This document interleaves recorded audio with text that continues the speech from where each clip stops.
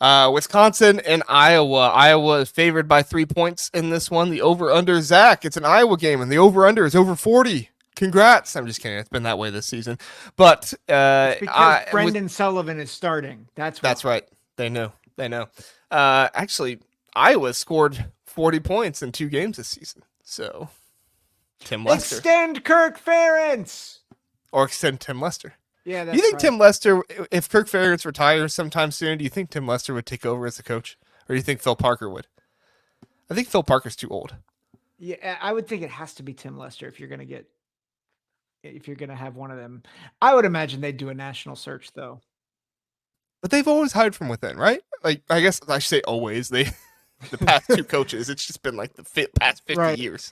I was going to say Ferentz has been there for like 25, 26 years. Something like Yeah, that. and then the coach before that, he was hired from within too. So yeah, we'll have to ask Jeffrey from Eyes on Big. He would know. Yeah, this game is weird because I just put out a video last week saying is Wisconsin a dark horse playoff team, and then I thought if they beat Penn State, they would have been. Yeah, and I thought like early on in that game, I thought they were looking like they could do it, but I think what I've always kind of thought to be true about Braden Locke came true again, which is that he looks good against subpar competition, but like he's not an adequate starter in the Big Ten.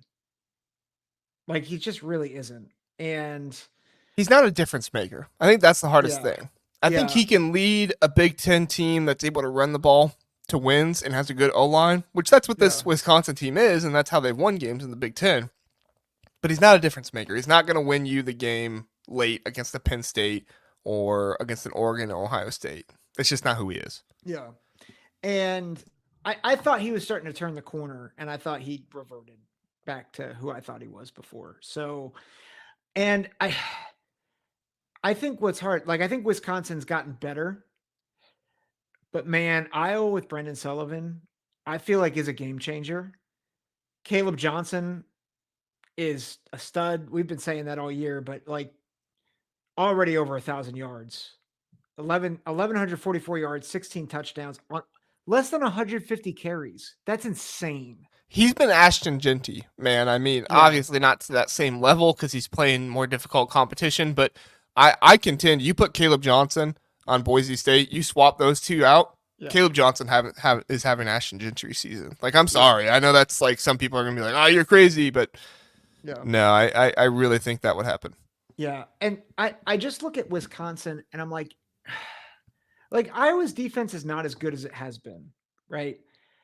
But nobody on Wisconsin makes me go, yeah, they're going to make a difference against a typically solid defense. So just looking back, Wisconsin had their run against Purdue, Rutgers, and Northwestern. And I'm like, yeah, they scored a lot of points and they held teams, but those teams are just not very good. And I think it's a little bit of fool's gold. And so I think Wisconsin's better. Like I think they've gotten better.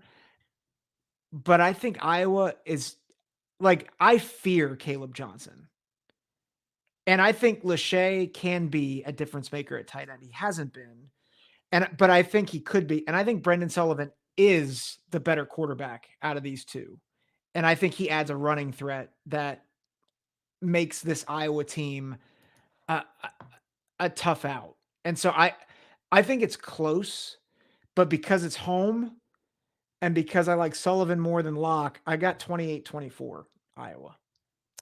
Yeah, I think the fear of Kaleb Johnson is a really good point because for me, I look at this game and my main question is, can Wisconsin stop Kaleb Johnson? We've seen it happen. Ohio State stopped Kaleb Johnson very well outside of the 175-yard run. Michigan State stopped Kaleb Johnson. Now that was at home. This is at Iowa, so that's a little bit of a different scenario. I do think that Wisconsin has a strong enough secondary, especially against Brendan Sullivan, who I'm not saying is a bad quarterback, but let's face it, he's not, Dylan Gabriel. He's not, Drew Aller or somebody like that. Like that's not who he is. I think he's definitely an upgrade from Cade McNamara, but that's just not who he is.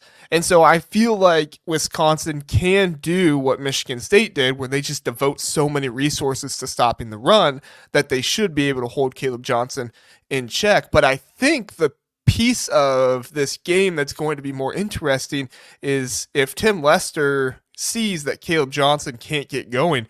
I think we've seen it happen gradually now as he starts getting Kaleb Johnson more involved in the passing game when that happens. And I don't know if Wisconsin has a great answer for that. Wisconsin struggles with a little bit of athleticism at their linebacker spot. I would argue that was their biggest issue against Alabama, and you saw that issue pop up also against Penn State toward the end of the game. I do think there was some fatigue there as well, but for me, you look at Kaleb Johnson and you look at Braden Sullivan, the playmaking ability. If Wisconsin wants to win this game, they are going to have to capitalize on taking down Kaleb Johnson, not making third downs easy, and just getting after the quarterback as best they possibly can in those passing situations. Wisconsin's defensive line has gotten some flack this year, and it's not been great, but I do think it's been improved as the season has gone on. And ever since that week 2, Wisconsin has gotten more pressure without the blitz than they have with the blitz every single game except for one when I think they were tied. And so that shows Wisconsin's defensive line is getting better and they are being more productive.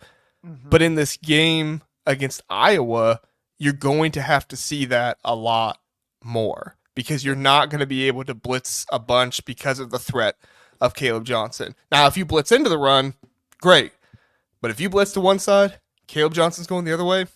He's going to be 75 quick. Yeah, it's all over. Yeah. So for me, I just look at this and say, if I'm Wisconsin, I am hoping so much that Iowa has another missed tackle game like they had against Michigan State. Now, against Northwestern, they didn't. 6 missed tackles against Northwestern. They were solid. Now, of course, Sebastian Castro is back for that one, so that helps. But if you can get Iowa missing tackles again and get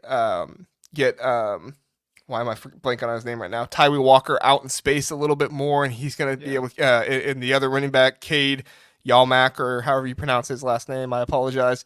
If you can get those guys working, get them out in space, and really take care of the secondary and their tackling, that would be great. But I have a feeling that Phil Parker saw that bad tackling against Michigan State, and he's not going to let that happen again this season. Yeah. So I have Iowa 24-20. Wow, we're really close on that one too. We are really close. Yeah. I saw your scores, but I looked at them after I picked mine. So I was not trying to So you didn't copy me. No, I didn't. Did not copy you. Well, that's good.